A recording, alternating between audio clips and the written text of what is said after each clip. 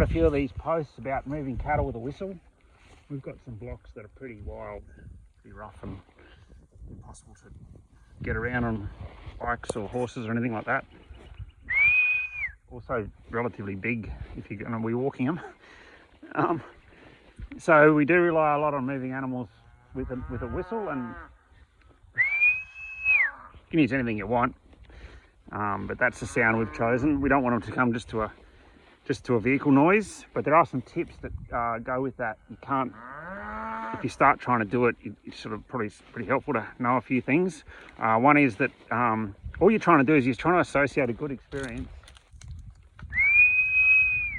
with a noise, and that repetition and association, the same as when you're training horses, it just works with animals, all animals. So cattle hear that noise, we do a whistle.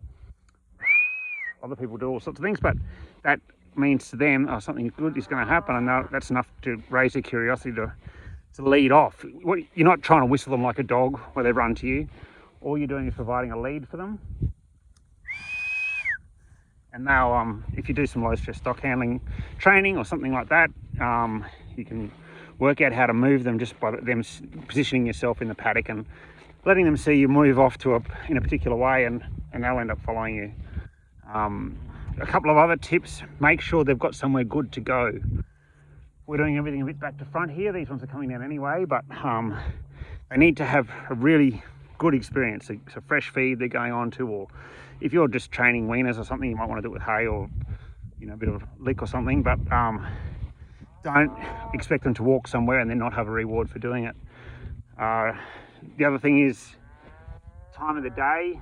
It's not ideal right now, it's only just after lunch, but probably the afternoon is better from a nutritional point of view. In the mornings, in many areas, there's a lot of dew on the grass, and that dilutes stomach acid, so there's a pretty good train of thought that you just stick to doing afternoon moves after they've had their rumination. Remember, when they're lying around in the paddock chewing their cud, or standing around chewing their cud, that's when they're making your money, not when they're standing up eating.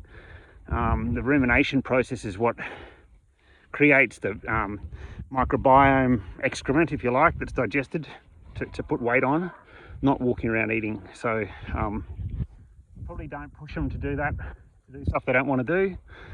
But yeah, if you leave it till later in the afternoon, and the sugars in the grasses are often higher and dew's all gone, and yeah, that experience becomes better for them. We can't, short of doing bricks testing, we can't sense the sugars in the grass, but animals definitely can. So we provide a lead for them, we wander off. Pretty hard to do this given that I've got no video editing skills whatsoever, so it's all pretty much in real time. And some of these animals don't or shouldn't be just bolting down to you, so we're trying to give them a bit of a lead and let them walk off. So there's no need to excessively call them, they just wander along. Don't keep looking back and standing there and waiting to see if your amazing skills are working or not. If they're coming, they're coming, and you've done your job. If they're not coming, well, not much you can do about it, apart from going home and getting a motorbike or whatever your preferred method of capture is. There are people that do this sort of stuff based on moon cycles, animals, and also the wind. You got to allow for, they'll always walk easier into the wind, they'll always walk easier downhill. And then there are the moon cycles that sometimes of the month it is just impossible to get them to do anything. So if you can arrange your moves about what works for you. Having a lead cow is great. We always try and have a leader in the mob, especially in mobs of weaners. We'll always keep an old Brahman or something that's got a bit of a brain in there, just to train the others, not only in this process, but what to eat, how to behave, not to be lunatics. And the others start to get the hang of it, and then over time, they become leaders, and the process of succession continues. So you can see these fellas aren't in a great hurry, but they are wandering out. They're just following my lead. I've got something beautiful waiting for them. Nice little holding paddock here near the yards, which I keep up my sleeve, which is always, it's only African star grass, but still, it's shin deep and always a nice dark green colour, and so they know if they're heading this way. And then that's the centre of my moves. From there it spokes out into a whole lot of other paddocks, and we can pretty much, once we get them to that yard point, we can spear them off into another paddock. Sometimes you just don't want to move. Don't stress about it. Leave your gates set up, maybe come back the next day.